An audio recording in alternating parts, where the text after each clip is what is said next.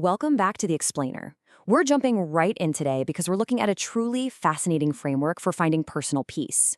We are unpacking a 2019 text by Zhu Feng titled How Individuals Should Conform to the Ways of Nature, and it lays out 8 philosophical principles that all point back to one, honestly, pretty radical idea. It's the idea that true harmony only comes when we completely surrender to the objective flow of the universe. And this quote right here brilliantly illustrates where the author is coming from. According to the text, we often spend our entire lives being incredibly ambitious, right? We're trying to direct the world, pitting people against each other, just constantly forcing outcomes. But the core premise here is that this kind of high-spirited ambition almost always backfires. It's entirely unnecessary. The ultimate goal, the author argues, is to arrive at natural simplicity. To make these 8 principles easy to digest, we've synthesized them into a structured roadmap for today. First, we'll look at embracing radical acceptance. Second, the art of letting go. Third, we'll decode the program of karma. Fourth, we'll explore the freedom of imagination. And finally, we'll weigh the ultimate stakes in harmony versus chaos. Let's get into it. All right, Section 1, Embracing Radical Acceptance and Finding Peace in the Status Quo. The author uses nature here to point out the absolute folly of human jealousy. Just think about it for a second. A simple blade of grass never looks over at a wealthy blooming peony and feels inadequate. A weeping willow doesn't feel like a total failure just because it doesn't bear heavy fruit like an apple tree. The text argues that in nature, everything has an appropriate, predestined arrangement, and honestly, we should view our own lives the exact same way. And these principles translate directly into very practical warnings. If you don't accept your inherent limits, well, disaster strikes. The text provides these incredibly vivid analogies. Like what actually happens if you load 3 tons of cargo onto a 2-ton truck? Or what if you decide to take a winding, curved mountain road at 120 kilometers per hour? Or try pouring an entire boiling pot of water into a tiny drinking glass? It's just a recipe for a mess. So, the absolutely crucial metaphor to remember is this. Everyone is like a container. The text strictly warns against taking risks or attempting things that are just beyond your natural capabilities. If you try to hold more than you were built for, whether you're chasing a neighbor's wealth or some internet celebrity's fame, your container will either burst or you're just going to create a massive, tragic waste of energy. This brings us perfectly to our second theme, Section 2, the art of letting go, where we explore relinquishing control over outcomes. This is all grounded in the ancient concept of wu wei, or non-action. But in the specific context of this text, it means practicing non-contention.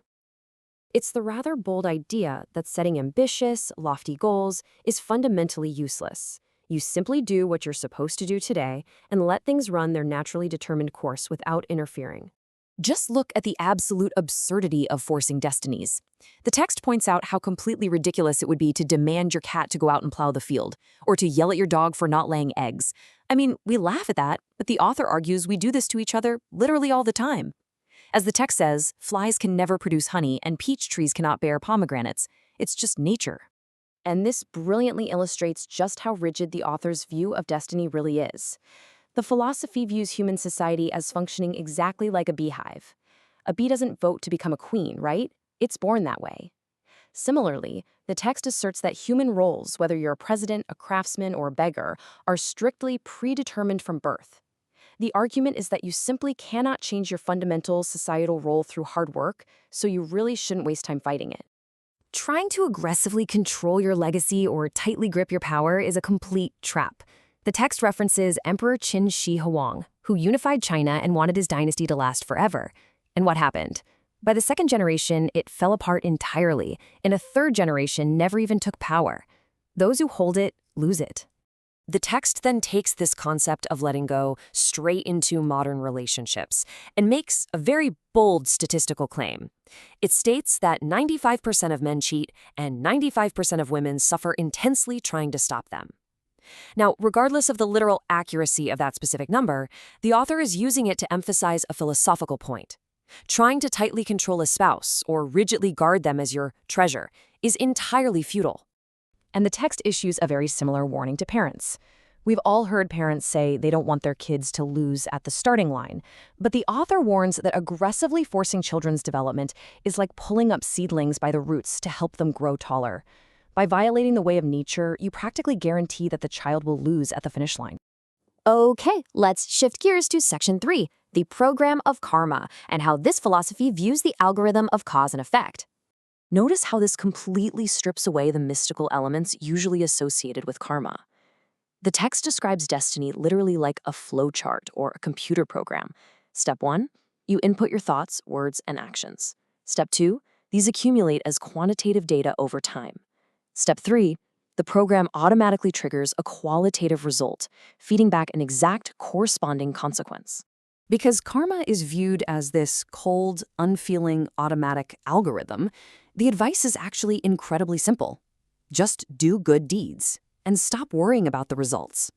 You really don't need to stress over the outcome because the program is already running in the background. As the natural analogy in the text beautifully puts it, when melons ripen, their pedicels fall off. The result will handle itself when the time is right.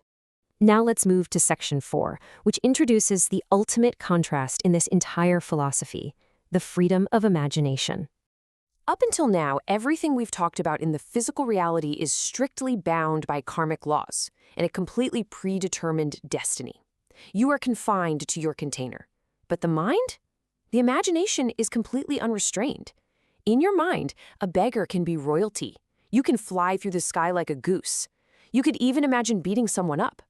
In this boundless realm, there are absolutely zero karmic punishments or rewards. But the text makes an essential, absolute distinction here that we have to understand. There is a hard line between motivation and imagination. Motivation is an inner desire that you intend to actually put into practice in the real world. That is what will trigger the karma algorithm. Imagination, however, is purely conscious activity for your own self-entertainment.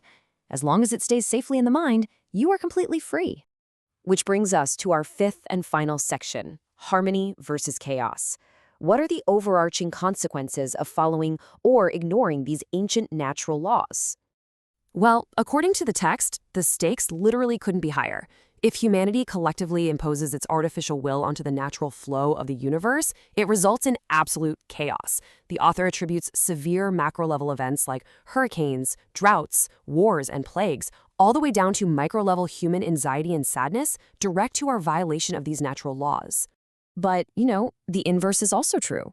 If you align yourself with the objective laws of nature, if you just stop fighting, stop forcing, and stop envying, everything becomes harmonious. The final promise made by the text is profound. Surrendering to the way of nature will ensure your place in heaven. By letting go of everything, you essentially gain everything.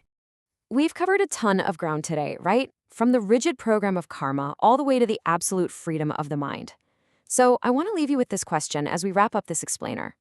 Look at the places you are stressed, exhausted, or frustrated right now. Where in your own life are you fighting the current of nature? Are you out there trying to hold 3 tons in a 2-ton truck? Thanks for joining me on this explainer, and I really hope this gives you a powerful new lens to view your daily struggles. See you next time.